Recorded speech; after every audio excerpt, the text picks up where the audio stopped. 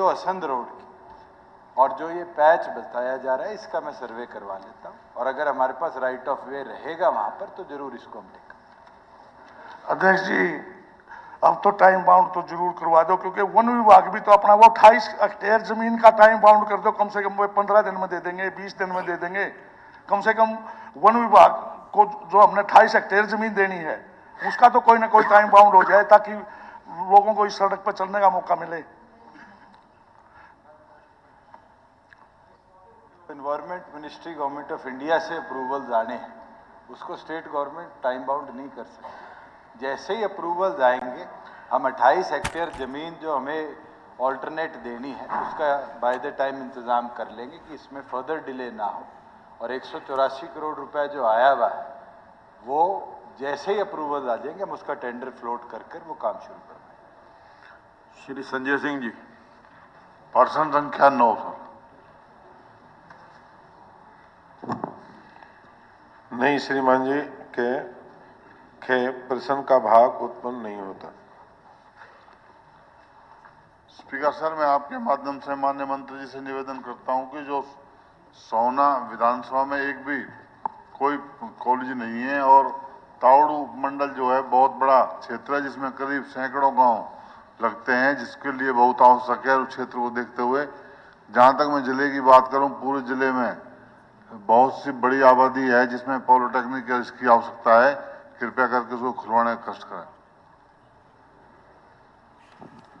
अध्यक्ष जी, संजय जी आपने पूछा है इंजीनियरिंग कॉलेज के लिए, और जो आपने इंजीनियरिंग कॉलेज के बारे में पूछा है, हमारे वर्तमान में 4 राज्य सरकारी इंजीनियरिंग कॉलेज हैं और 12 विश्वविद्यालय बीटेक कोर्स के पेश कर रहे हैं, और राज्य के अतिरिक्त 4 केंद्र सरकारी संस्था हैं विश्वविद्यालय में बीटेक कोर्स के पेश कर रहे हैं, और एक सरकारी सहायता प्राप्त एक संस्थान भी है जो बीटेक है।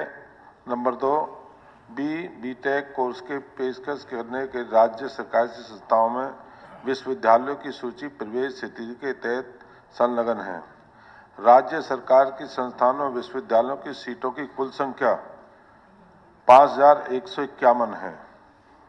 2022 और 23 उनमें से 3394 सीट भरी हैं और 35% सीट खाली हैं। वर्तमान में क्षमता का पूर्ण उपयोग नहीं हो पा रहा। जिला नूह में एक सरकारी सहायता प्राप्त इंजीनियरिंग कॉलेज, एक निजी इंजीनियरिंग कॉलेज पहले से ही कार्यरत है। सेक्स में 2022 और 23 में मेवात में इंजीनियरिंग कॉलेज नूह में सरकारी सहायता थे, 54% सीट खाली पड़ी अभी उस पर। सरकार की सहायता प्राप्त विश्वविद्यालय इंजीनियरिंग कॉलेज दूरी तावड़ू से इस प्रकार है। मेवात इंजीनियरिंग कॉलेज पलवल जिला नूह से मात्र 12 किलोमीटर है। इंदिरा गांधी विश्वविद्यालय मीरपुर रेवाड़ी से 31 किलोमीटर है। गुरुग्राम विश्वविद्यालय गुरुग्राम 37 किलोमीटर है। विश्वकर्मा कौशल विश्वविद्यालय दूधौला से 37 किलोमीटर है। जेसी बॉस विज्ञान ये 50 किलोमीटर है। राघवेंद्र इंजीनियरिंग कॉलेज जो रेवाड़ी में है 61 किलोमीटर है। इसलिए अध्यक्ष जी सारा नज़दीक है कि इसमें सीट पहले ही खाली हैं, इसलिए क्या है कि उसको उचित नहीं है।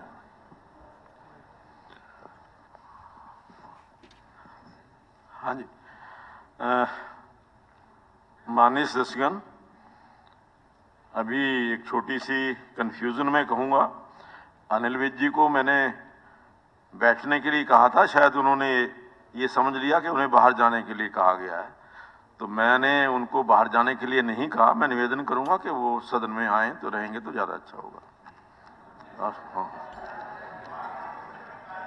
नहीं बाहर जाने के लिए नहीं कहा मैंने। हाँ, उनको कंफ्यूजन कुछ हुई है तो मैं रिक्वेस्ट करूंगा कि वो यहाँ। नेक्स्ट श्री बलराज कुंडू जी, पर्सन संख्या 10। Sir answer laid on the floor. धन्यवाद। मंत्री जी ने जवाब दिया है हाँ का। मेरे पास अभी एक वीडियो है, मैं आपको भेज भी रहा हूं। मेरी बड़म्बा वाली सड़क पे 2 ट्रक रोड़ी डालकर एक जेसीबी भेज दी और उसने वो रोड़ा जो है डालने लग रही है, मेरी वीडियो है उसकी भेजूंगा, पूरे रोड पे लूज रोड़ा डाल दिया। वो आने जाने वाले वहां पशु हैं, बैलगाड़ी हैं, गाड़ी घोड़ा सब परेशान हो रहे हैं उल्टा उससे। यानी एक रोड बनाने के लिए जो मशीनरी रिक्वायर्ड होती है वो मेरे ख्याल मेरे से बेहतर तो कोई नहीं जानता होगा, आप भी नहीं जानते होंगे। आज वो सिर्फ ये क्वेश्चन लगने की वजह से वहां फॉर्मेलिटी पूरी कर दी। वहां जितने टेंडर 4-5 टेंडर और भी हो रखे, कोई काम शुरू नहीं हो रहा उनमें, सिर्फ फॉर्मेलिटीज हो रही है। उन कॉन्ट्रैक्टर से मैंने पर्सनली कर लिया, हालात पता नहीं किस प्रकार के बने हुए, सारे कहते हैं हम तो पहले टूट लिए काम के ऊपर शुरू करा, ये हालात है। तो मेरा आपसे निवेदन है, ये जो टेंडर हो रहे, पहले तो टेंडर यहां इतने लंबे पड़े रहते हैं, उसको अप्रूवल ही बहुत लेट मिलती है। और मेरे तो ये जो रोडों की सड़क हालत है, मैं पिछले 1.5 साल से आपको बड़म्बा का तो पर्टिकुलर, आपको भी बड़म्बा वासी कम से कम 10 बार ही मिल चुके हैं जो आपके कार्यकर्ता हैं, लेकिन उसकी हालत आज भी जो है इतनी बुरी है कि आप, मैं वीडियो भेजूंगा देखना, 2 ट्रक रोडी और 1 जेसीबी है सिर्फ, वो पूरे रोड पे डाल दिया रोड।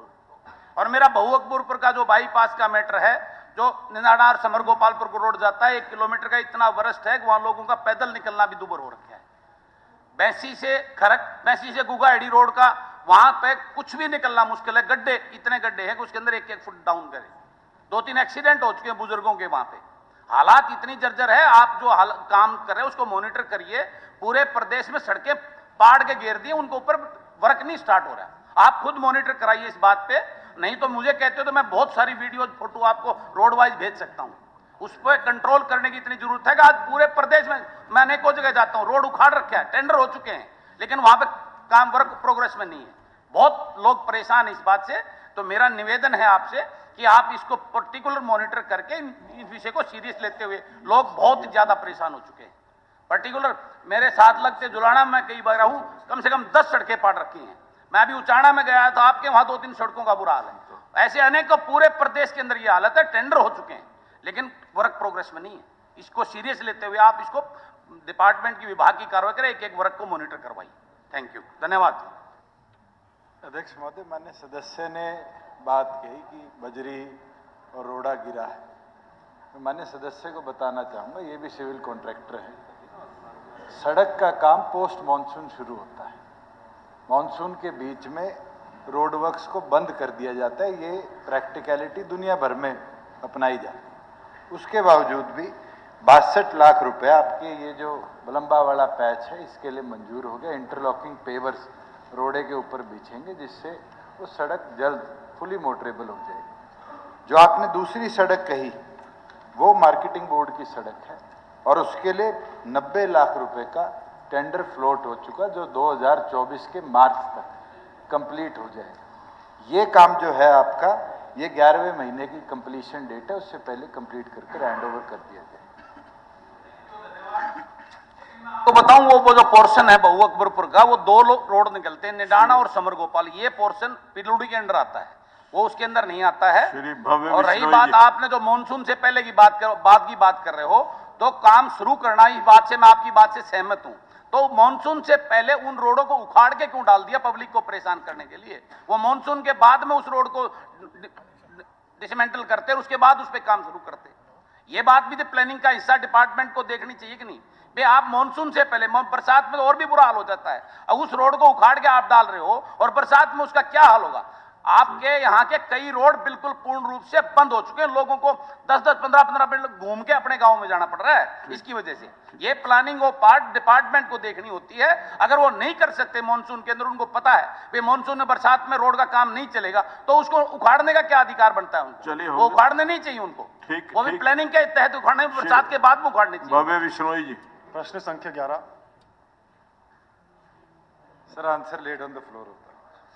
अध्यक्ष महोदय, आदमपुर उपचुनाव से पहले मंडी आदमपुर बाईपास से बस स्टैंड रोड के निर्माण के लिए जब हमने एचएसवीपी के अधिकारियों से बात की तो हमें बताया गया था कि एचएसवीपी की कुछ सड़कें पीडब्ल्यूडी बीएनआर विभाग को दे रखी हैं, जिनमें मंडी आदमपुर बाईपास से बस स्टैंड चौक की सड़क, बीडीपी ऑफिस से हनुमान मंदिर की सड़क भी शामिल है। बल्कि हनुमान मंदिर की सड़क आपके विभाग द्वारा हाल ही में बनाई भी गई थी।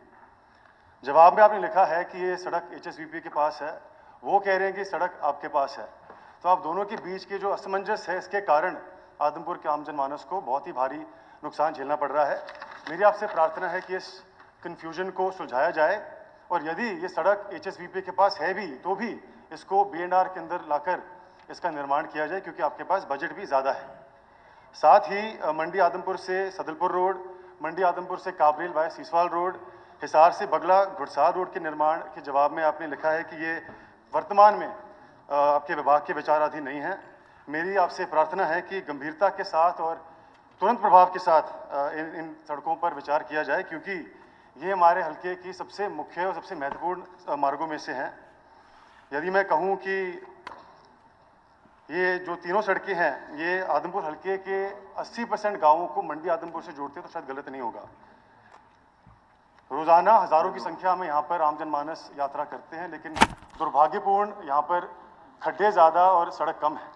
तो मेरी आपसे प्रार्थना है और सवाल भी है कि इन सभी मार्गों का निर्माण कार्य कब शुरू होगा, इनका एडमिनिस्ट्रेटिव अप्रूवल सरकार द्वारा कब तक मिल पाएगा। अध्यक्ष महोदय, माननीय सदस्य ने जो बात रखी है कि एक कॉन्फ्लिक्ट है कि HSVP या PWD ओनरशिप किसकी है, ये क्लियर हो कि ओनरशिप HSVP की है। जिस दिन हमें हैंडओवर कर दी जाएगी हम उसको टेकअप करेंगे। दूसरी चीज़, जहां आपने ये एक LC 113C के ऊपर बात करी, वहाँ राइट ऑफ वे नहीं है, ब्रिज बनाया जा नहीं सकता। जहाँ आपके बरवाड़ा से लेकर और भादरा तक वाया अग्रोहा आदमपुर ये जो सड़क का है, इसको हमने 2 बार गवर्नमेंट ऑफ इंडिया को भी दिया कि 3 नेशनल हाईवेज का कनेक्शन है, NH इसको टेकअप करे। उसके बाद उनका रिप्लाई नहीं आया, तो फेज्ड मैनर में पहला फेज हमने बरवाड़ा से लेके अग्रोहा तक इसको वाइडन करने का काम किया है, और आपका जो अब अग्रोहा से लेके आदमपुर का है ये अंडर कंसिडरेशन है। इसमें राइट ऑफ वे अगर हमारे पास पूरा रहेगा तो इसको भी आगे 4 लेन हम टेकअप करेंगे। जहाँ छोटे रस्तों की बातें हैं, ये रास्ते कई मार्केटिंग बोर्ड के भी हैं और कई PWD के हैं, और प्रत्येक रास्ता आज के दिन या तो डिफेक्ट लायबिलिटी पीरियड के अंदर है, और डिफेक्ट लायबिलिटी पीरियड के जो बाहर थे वो MLA प्रायोरिटी लिस्ट के अंदर 25 करोड़ रुपया हर विधायक की कॉन्स्टिट्यूंसी में हमने लगाया गया, जिसमें अधिकतम टेंडर्स जो हैं वो हरियाणा इंजीनियरिंग वर्क्स पोर्टल के माध्यम से फ्लोट हो चुके, और मॉनसून के तुरंत बाद उन पे काम चला जाए। प्रायोरिटी के हिसाब से अगर आप ये सोचें कि फंड्स बहुत ज़्यादा हैं, तो मैं माननीय सदस्य को बताना चाहूँगा, स्टेट का अपना एक डायस्पोरा है। NHAI तो बॉन्ड्स और इस तरीके से फंड्स इकट्ठा कर लेती है, हमें स्टेट हेड से पैसा मिलता है, और इस बार 3200 और 3400 करोड़ के बीच में रोड इंफ्रास्ट्रक्चर फंड्स था, जिसमें से 2400 करोड़ रुपया तो सिर्फ MLA 25 करोड़ प्रायोरिटी में हमने लगाया है। 700 करोड़ रुपया हमने गवर्नमेंट ऑफ इंडिया को NHAI को देने का काम किया है, और उसके साथ साथ जो मेजर रोड डेवलपमेंट वर्क्स हैं उसके ऊपर हम प्रायोरिटी के साथ काम कर रहे हैं। जो भी माननीय सदस्य ने बात रखी है इंटरनल रोड्स की, अगले साल के बजट के अंदर हम प्रयास करेंगे कि उनको हम देखें। क्रांति चौक रेलवे फाटक नंबर 113C पर जो अंडरपास का निर्माण होना है, उसके जवाब में भी आपका जवाब आया था कि ये आपके विचाराधीन नहीं है। अध्यक्ष महोदय, मैं आपके माध्यम से सदन के संज्ञान में लाना चाहता हूं कि फाटक के एक तरफ FGM कॉलेज, ITI, पॉलिटेक्निक के साथ साथ अनेकों ऐसे आदमपुर के एजुकेशन इंस्टीट्यूशंस हैं जिनके कारण रोजाना 5000 से ज़्यादा छात्र छात्राएं इन पर यात्रा करते हैं। इसके साथ साथ फाटक के एक तरफ दुकान है तो दूसरी तरफ लोगों के घर हैं। ये सरकार का दायित्व बनता है कि हम लोगों को सुविधा प्रदान करें, उनको कंफर्ट प्रदान करें। इस विषय में मैंने माननीय रेल मंत्री को भी चिट्ठी लिखी थी, और बहुत ही लंबित मांग आदमपुर वासियों की रही है। तो मेरी आपसे इसके लिए भी प्रार्थना है और सवाल है कि जो फाटक पर अंडरपास बनना है, इसका निर्माण कार्य कब शुरू हो सकता है? धन्यवाद। माननीय सदस्य ने जब क्रांति चौक की बात करी, ये एक प्रोजेक्ट है जो अभी तक टेकअप नहीं किया गया, पर माननीय सदस्य ने ये नहीं बताया कि 3 फाटक जो और थे आदमपुर के, उनको हमने रेलवे ओवरब्रिज के माध्यम से कनेक्टिविटी बेहतर करी, और क्रांति चौक से मेरे ख्याल से 100 मीटर दूर ही रेलवे ओवरब्रिज कंस्ट्रक्ट हुआ है, जिसकी वायबिलिटी बहुत अच्छी है, क्योंकि वहाँ लैंड हमारे पास थी, काम चल रहा है। 80% के लगभग काम कंप्लीट भी हो गया और मैं ये मानता हूँ कि बाय दिसंबर उसको पूरी तरह फंक्शनल कर दिया जाएगा। जो आप कह रहे हैं कि दुकानें हैं, मोटरेबिलिटी है, कॉलेजेस हैं, 100 मीटर की डाइवर्जन के बाद फिर आने वाले समय में ये दिक्कत आदमपुर को नहीं रहेगी। ब्रिज बने हैं उसके लिए मैं सरकार का धन्यवादी हूं, लेकिन वो बहुत दूर है। एक आदमपुर मंडी की एक तरफ है तो दूसरा दूसरी तरफ है। धन्यवाद। मंडी के बीचों बीच है, तो प्रार्थना करता हूं कि इस पर भी पुनर्विचार किया जाए। धन्यवाद। माननीय सदस्यगण, प्रश्नकाल समाप्त होता है। विषय क्या है? पॉइंट ऑफ ऑर्डर ऐसे कोई विषय तो होगा नहीं, आप तभी अलाउ करूंगा ना, मुझको विषय तो हो, कुछ पता तो हो।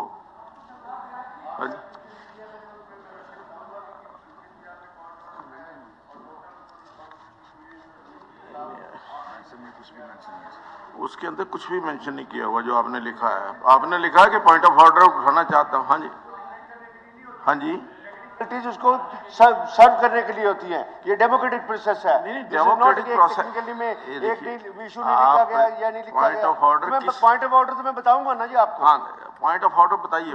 परमिशन देंगे तभी ना। मैं बताइए। ऐसे कि ऑनरेबल स्पीकर सर, एक मिनट। हमने आपको 3 मेंबरों ने, मैंने, गीता जी ने और साथ में अपना वरुण जी ने रूल 84 के अंदर एक हमने मोशन दिया था। मैं पूछना चाहता हूं कि रूल 84 के मोशन में आपने किस प्रोविजन के अंदर उसको रिजेक्ट कर दिया? नहीं, रिजेक्ट नहीं किया हमने, रिजेक्ट नहीं किया। आपकी जानकारी के लिए हमने उसको कन्वर्ट किया है। रूल 84 मैं वो नहीं कन्वर्ट किया, आपने रिजेक्ट कर दिया। वो 84 में रिजेक्ट किया ना। हाँ, मैं कहाँ देखा स्पीकर सर, रूल 84 में मैं वैसे इसके प्रेसिडेंट्स भी साथ में लाया हूँ। 1994-95 के अंदर इसी सदन के अंदर उस समय के विधायक थे चौधरी बंसीलाल, उन्होंने 84 के अंदर रेजोल्यूशन मोशन मूव किया था और वो अलाउ हुआ था और उसमें पूरी की पूरी चर्चा हुई। रूल 84 के अंदर ऐसा कोई प्रोविजन नहीं है कि आप उसको रिजेक्ट कर सकते हैं। और पावर्स में भी मैं आऊंगा इस बात को। A motion that policy or situation or statement or any other matter taken into consideration shall not be put to vote of the assembly, but assembly shall proceed to discuss such matter immediately after the mover has concluded his speech, and no further action shall be put on the conclusion of the debate appointed hours unless the members move a substantial. और उसके बाद termed by the speaker, appropriate term by the speaker. 84 कहीं पर नहीं कहता, आपने इसको reject किया है जी 120 के अंदर। जो आपके पास पावर्स हैं, मैं उसमें आता हूं उस बात के लिए, क्योंकि मैं वो भी आपको साथ में बताना चाहता हूं कि आपके पास 120 के अंदर पावर है।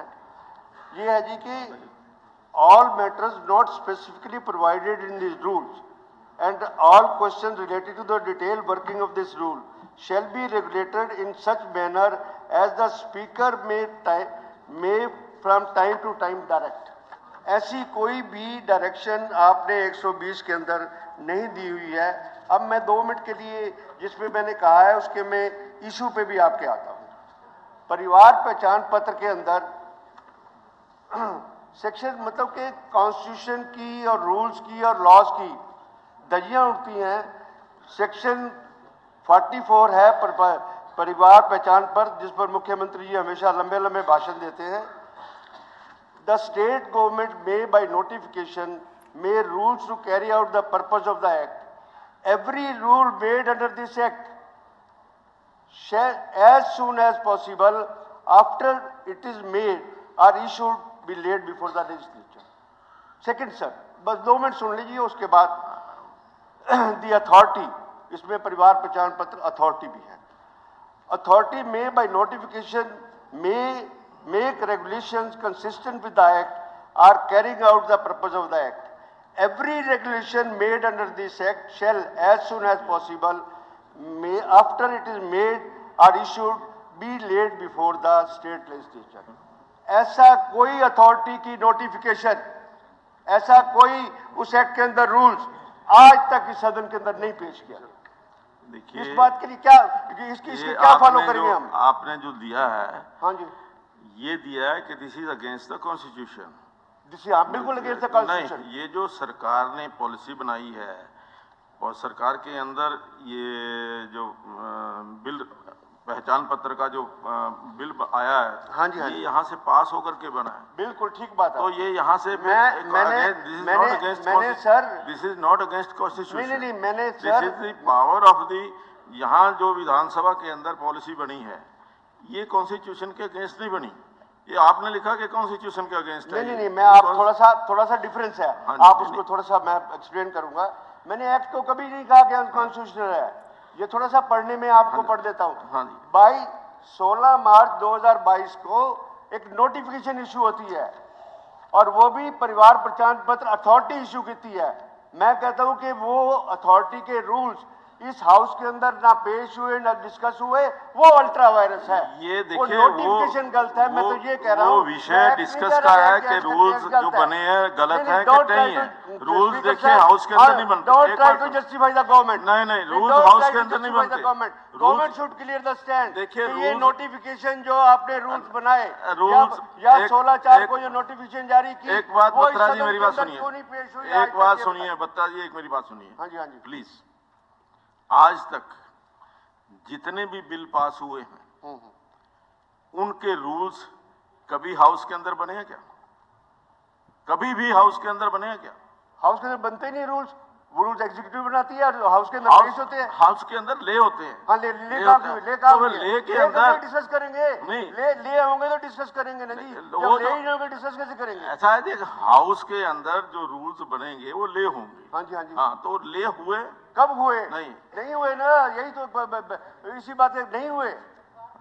Let the government speak. एक बार Let the government speak. एक- Kindly एक speak. बार मैं sir. दिखा- You are a दिखा- neutral person. अगर नहीं हो- you are not to defend the government. नहीं, You मैं are not to defend defend the government. नहीं, मैं Let डिफेंड the नहीं कर government रहा। अगर speak. रूल्स देखिए, रूल्स बनने के बाद नो डाउट कि वो ऑफिसर्स बनाते हैं, गवर्नमेंट बनाती है, गवर्नमेंट रूल्स यहाँ हाँ, पर तो उसी के ऊपर तो सारा ढांचा है ढांचा। PPP का। तो rules उसी यहाँ- के ऊपर तो ढांचा है सारा कुछ। इसकी अभी मुझे इसकी जानकारी नहीं है ठीक कि है, ले डेफर हुए- कर दो, उसके बाद दोबारा डिस्कस कर लूंगा। कोई दिक्कत वाली बात किसको? नहीं। Kindly defer it. मेरा ये पॉइंट ऑफ डेफर कर, सरकार जवाब दे दे कि उन्होंने जवाब क्यों नहीं पेश किए, नहीं, और वो- उसके ऊपर सारा का सारा स्टेट का अपने परिवार पहचान पत्र बना दिए। रूल्स जो हैं वो बन के यहाँ पर आने चाहिए। यही बात बिल्कुल सही है, जी, बिल्कुल। मैं यही पढ़ रहा था। और जो अथॉरिटी भी रूल्स बनाएगी, जो नोटिफिकेशन देगी, वो इस हाउस के अंदर पेश होने चाहिए। मैंने नोटिफिकेशन को चैलेंज किया है सर, मैंने परिवार पहचान पत्र को चैलेंज नहीं किया है। ये देखिए, मैं सबसे पहले यही बताना चाहता हूँ इस बात। मुख्यमंत्री जी इस बारे में अब इतनी जानकारी तो बारीकी में नहीं है कि ले डाउन हुए कि नहीं हुए, लेकिन अगर नहीं हुए, सुनिए नहीं, आपने अब पूछा है आपका आप बत्रा साहब सुनिए, मैंने क्या कहा? मैंने ये नहीं कहा कि रूल्स बने कि नहीं बने। रूल्स बने हैं, लेकिन यहाँ ले डाउन हुए कि नहीं हुए ये एडमिनिस्ट्रेटिव काम है, पता करके आपको। और तो लेजिस्लेटिव काम है, तो अगर नहीं होंगे तो होंगे। अगर नहीं हो, आज विषय आज आपने विषय उठाया तो पता करके करेंगे ना, क्या बात है? अगर आपने नीरज जी बैठ, अगर आपने आज पूछा है, ठीक है, आपने कहा, जान में लाया है। ये अगर सरकार इसको मुख्यमंत्री जी ने कहा है कि चेक करा लेंगे, अगर नहीं है तो आ जाएंगे। बत्रा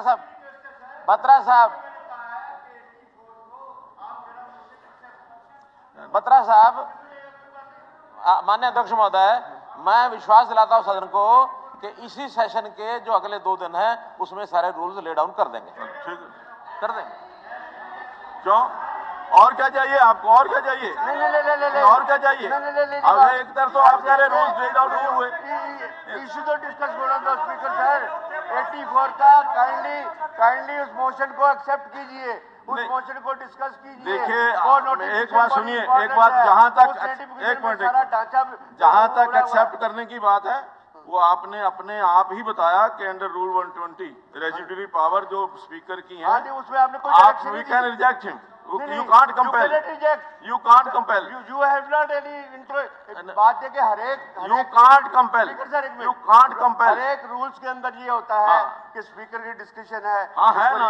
नहीं, रूल्स के अंदर होता हाँ है, जी। उसी रूल के ऑप्शन में होता है। उसके बाद रेजिड्यू पावर में होता है कि आप डायरेक्शन देंगे कि मैं रिजेक्ट कर सकूं। कौन सी डायरेक्शन है? नहीं, कौन सी कोई डायरेक्शन तो दी है ना कि हमने कोई ब्लैक एंड व्हाइट में दिखाइए कि आप 84 का मोशन जो आप रिजेक्ट कर सकते हैं अपनी रेजिड्यू पावर के अंदर। किनके हक में कैसे कर दूं? नहीं, आपने कहा है रूल्स जो है, मुख्यमंत्री जी ने कहा है कि अगले 2 दिन के अंदर रूल्स जो हैं वो हाउस के अंदर आ जाएंगे, सफिशिएंट है, सफिशिएंट है। अध्यक्ष महोदय, ये आप ठीक कह रहे हैं, कंपेल नहीं कर सकते हम, लेकिन नॉर्म्स क्या है, कन्वेंशन क्या है?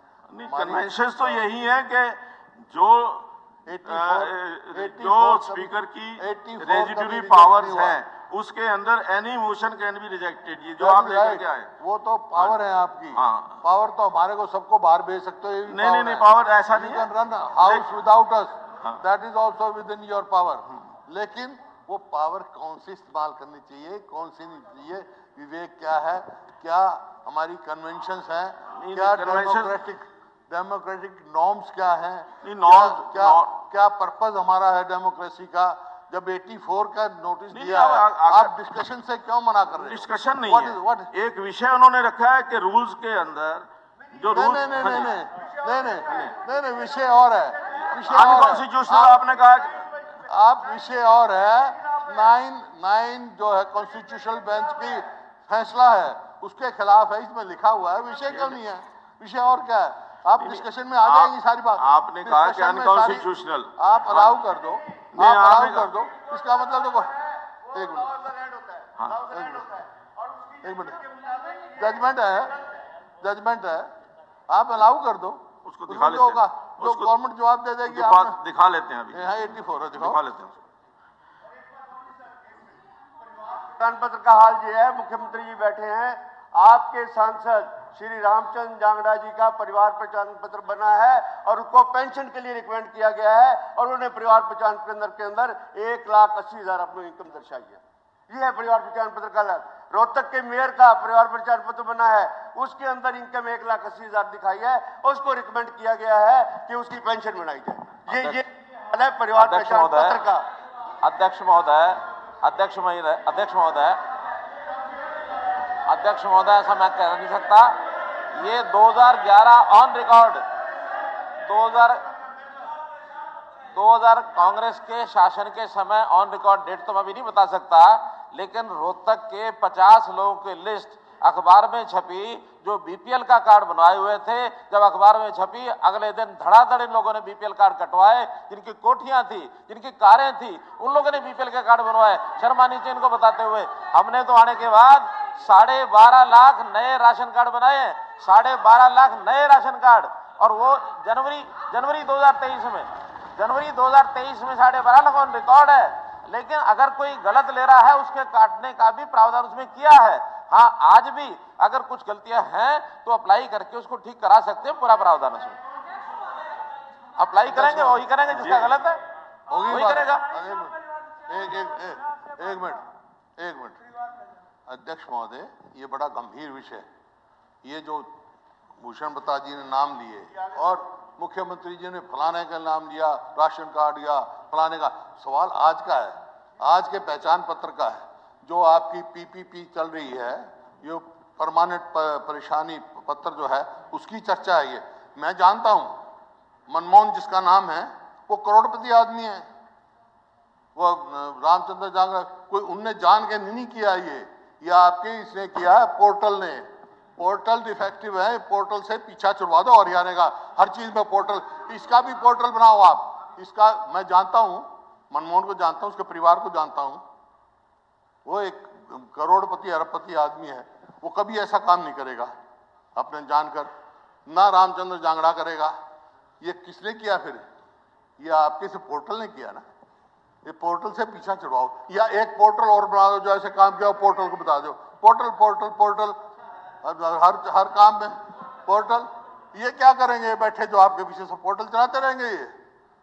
अब देखो तो आप कितनी गलतियां हैं, इससे जो है तो उसको हर बारी ये आता है कि गलतियां सुधारी जाए। किस एजेंसी के पास थी ये? सवाल आज इस बात है किस एजेंसी ने गलती की, उसको क्या दंडित किया आपने, उसको कोई पेनल्टी लगाई? मनमोहन जैसे आदमी का आप नाम डाल रहे हैं वो एजेंसी, रामचंद्र जांगड़ा नाम डाल रहे हैं वो एजेंसी, उनको सजा दी? खिलवाड़ हो रही है ये। चलिए एक मैं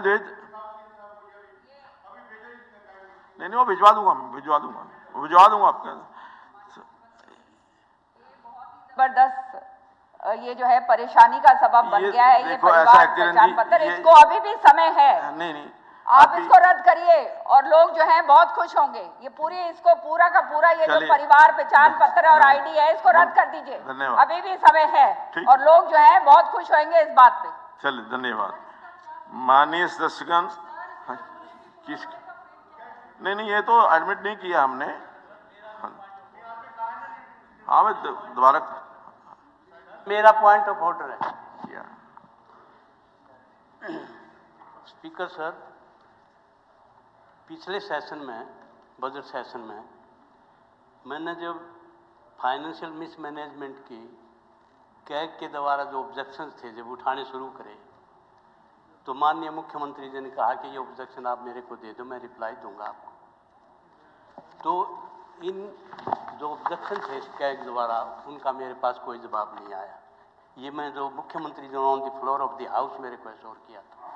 दूसरा मेरे को एश्योर किया था जब मैंने स्टेट लायबिलिटी का क्वेश्चन उठाया कि स्टेट लायबिलिटी जो है इतनी इंटरनल डेब्ट जो है 2,85,000 करोड़ हो गए, public accounts deposit 44,000 crore, contingent liability 26,600 crore, of budget liability जो है 46,193 करोड़। तो ये इंटरनल डेब्ट, public account deposit, contingent liability, of budget liability, ये सारा जो है स्पीकर सर 4,50,000 करोड़ था। और मैंने ये बात कही थी हमारी जीएसडीपी जो है वो 10 लाख करोड़ है, जीएसडीपी का ये 45% जो है ना हमारा जो है ना ये लायबिलिटी है। तो इसमें हालांकि ये लायबिलिटी जो है ये कादिर साहब 33% से ज्यादा नहीं हो। नहीं, मुख्यमंत्री जी ने जवाब दिया ना जो ऑन द फ्लोर ऑफ के 15 दिन में इसका जवाब दे दूंगा। 15 दिन में इसका जवाब दे दूंगा। मेरे पास इसका कोई जवाब नहीं आया। मैं तो ये कहता हूँ 6 महीने हो गए। माननीय दर्शकगण, तो on the floor of the house जो एश्योरेंस है वो तो पूरी होनी चाहिए ना जी। मेरा ये सबमिशन है। तो मैं मुख्यमंत्री जी से जब कि ये इसका जवाब क्यों नहीं आया और जब दोगे तो कब आएगा? आप चलो बता देंगे मुख्यमंत्री। माननीय दर्शकगण, हरियाणा विधानसभा के प्रक्रिया तथा कार्य संचालन संबंधी नियमों के नियम 13(1) के अधीन में चेयरपर्सन के नामों की सूची पैनल ऑफ चेयरपर्सन में कार्य निर्वहन करने के लिए निम्नलिखित सदस्यों को नामजद करता हूं। श्री मोहनलाल बड़ौली विधायक, श्रीमती निर्मल रानी विधायक, श्री वरुण चौधरी विधायक, श्री ईश्वर सिंह जी विधायक। माननीय सदस्यगण, मुझे सदन को सूचित करना है कि श्री प्रदीप चौधरी विधायक ने ईमेल के माध्यम से मुझे सूचित किया है कि उन्हें पैर पर चोट लगने के कारण वे आज दिनांक 25/8/2023 को सदन की बैठक में उपस्थित नहीं हो सकते हैं।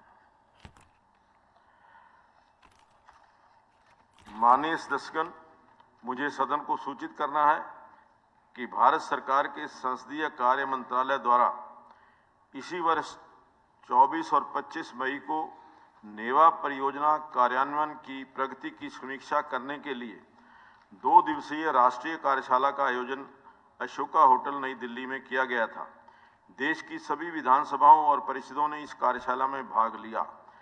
मुझे इस महान सदन को यह बताते हुए अत्यधिक गर्व हो रहा है कि उक्त कार्यशाला के दौरान माननीय संसदीय कार्य राज्य मंत्री श्री अर्जुन राम मेघवाल जी द्वारा नेवा परियोजना को बहुत ही कम समय में लागू करने की उत्कृष्ट पहल के लिए हरियाणा विधानसभा को प्रशस्ति पत्र प्रदान किया गया है। मैं नेवा परियोजना के क्रियान्वयन के लिए गठित विधानसभा सचिवालय की हाई लेवल अपेक्स समिति व स्टेट प्रोजेक्ट मॉनिटरिंग यूनिट के सभी माननीय सदस्यों, जिसमें इस सदन के माननीय सदस्य, राज्य सरकार व विधानसभा सचिवालय के अधिकारीगण एवं संसदीय कार्य मंत्रालय, हॉर्ट्रॉन, NIC, निक्सी व इस परियोजना से जुड़े सभी अधिकारियों कर्मचारियों को उनके द्वारा दिए गए उत्कृष्ट कार्य एवं उपरोक्त कार्य के लिए आपसी समन्वय बनाए रखने के लिए बधाई देता हूं। धन्यवाद। माननीय सदस्यगण, अब सचिव घोषणा करेंगे। महोदय, वो मैंने नाम नहीं लिखे, वैसे दर्शाने वाला लिखा समिति का जो हरियाणा विधानसभा ने अपने दिसंबर 2022 तथा फरवरी मार्च 2023 में सत्रों में पारित किए थे तथा जिन पर राज्यपाल महोदय ने अनुमति दे दी है, नेवा पोर्टल के माध्यम से सादर सदन की मेज पर रखता हूँ। हरियाणा सिख गुरुद्वारा प्रबंधक संशोधन विधेयक 2022, पंडित लक्ष्मीचंद राज्य प्रदर्शन और दृश्य कला विश्वविद्यालय रोहतक संशोधन विधेयक 2023, हरियाणा नगरीय क्षेत्र विकास तथा विनियमन संशोधन विधेयक 2023, हरियाणा विद्यालय शिक्षा संशोधन विधेयक 2023, हरियाणा विनियोग संख्या 2 विधेयक 2023। माननीय सदस्यगण, अब मैं कार्य सलाहकार समिति द्वारा तय किए गए विभिन्न कार्यों की समय सारणी प्रस्तुत करता हूं।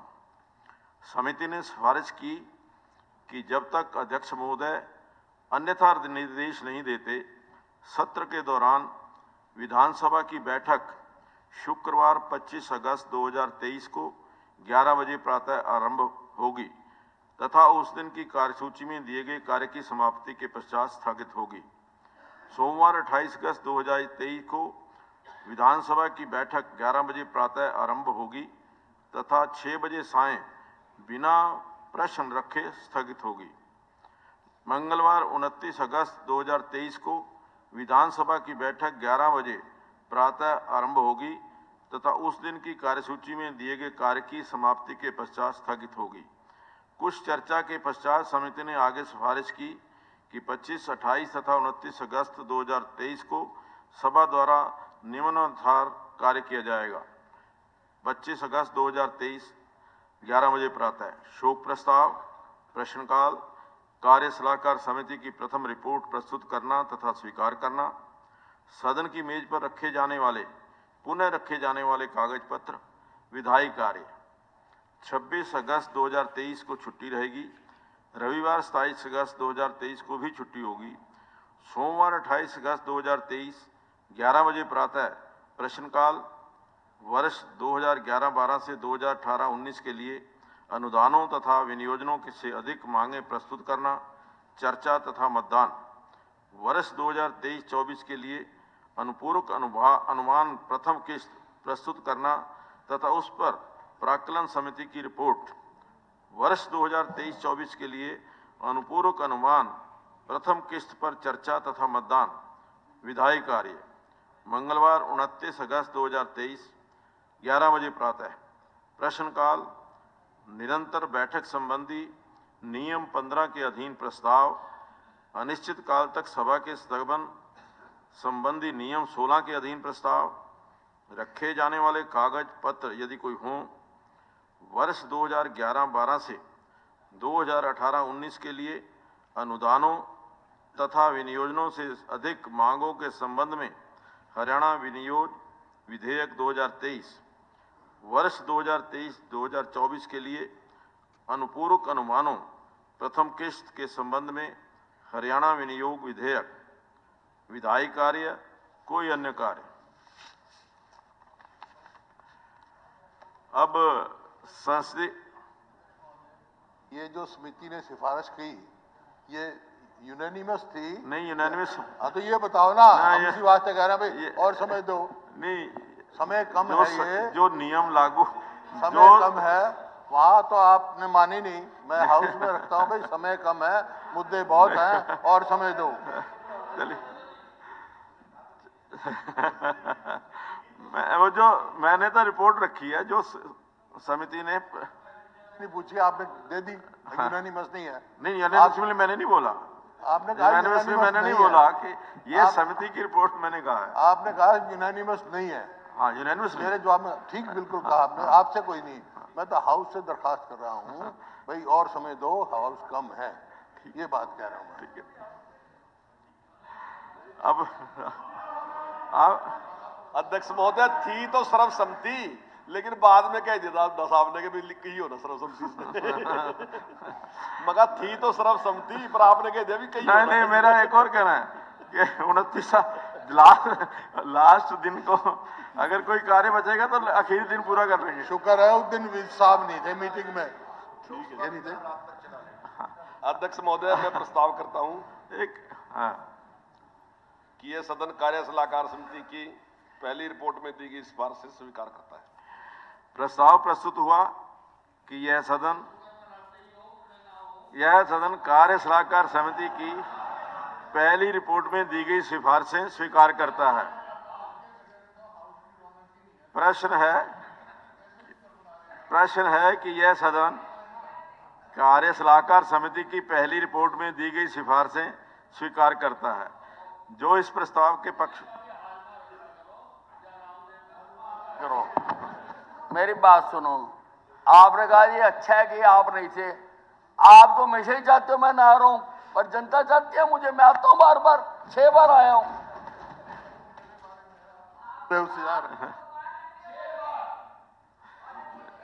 चलिए प्रश्न है, एक मिनट हुड्डा साहब प्लीज, हुड्डा साहब प्लीज।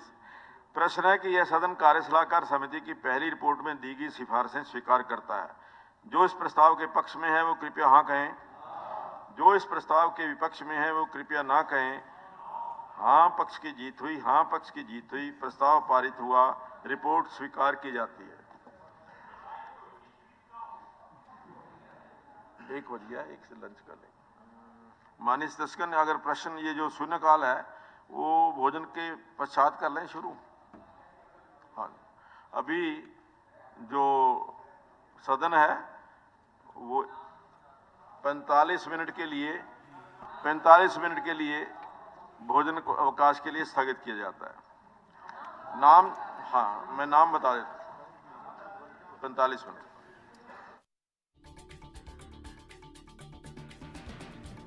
तो देखिए फिलहाल सदन में लंच ब्रेक हो गया है। विधानसभा का मॉनसून सत्र जिसमें सदन में लंच ब्रेक हो गया है। तो देखिए 45 मिनट का ये लंच ब्रेक किया गया है। आज हरियाणा में विधानसभा का मॉनसून सत्र शुरू हुआ। फिलहाल इस सत्र के दौरान लंच ब्रेक हुआ है और ब्रेक के बाद सदन की कार्यवाही एक बार फिर से चालू की जाएगी। तो आपको जानकारी दे दें, 3 दिन तक जो है वो सदन मॉनसून सत्र चलेगा और आज सुबह 11 बजे सदन की कार्यवाही शुरू हुई। फिलहाल 45 मिनट का लंच ब्रेक रखा गया है और ब्रेक के बाद एक बार फिर से सदन की कार्यवाही शुरू होगी। तो वही देखिए, मुख्यमंत्री की तरफ से कहा गया कि किसी के कार्ड में कोई दिक्कत नहीं है और हरियाणा विधानसभा का मॉनसून सत्र जिसमें फिलहाल 45 मिनट के लिए लंच ब्रेक रखा गया है। सदन में पोर्टल को लेकर जोरदार बहस हुई। पोर्टल ने हर किसी को परेशान किया। हुड्डा की तरफ से ये बयान सामने आया। तो वहीं प्रदेश में पोर्टल हो रहा है, ये बात भी उन्होंने कही। प्रदेश में पोर्टल हो रहा है, इस तरह की बात उन्होंने कही है। फिलहाल लंच ब्रेक की तक कार्यवाही जो है वो स्थगित कर दी गई है और ब्रेक के बाद एक बार फिर से सदन की कार्यवाही शुरू होगी। 45 मिनट का ये लंच ब्रेक। तो वहीं सदन में पोर्टल को लेकर भी जोरदार बहस हुई है। लंच ब्रेक के लिए फिलहाल कार्यवाही स्थगित कर दी गई है और लंच ब्रेक के बाद एक बार फिर से कार्यवाही शुरू होगी।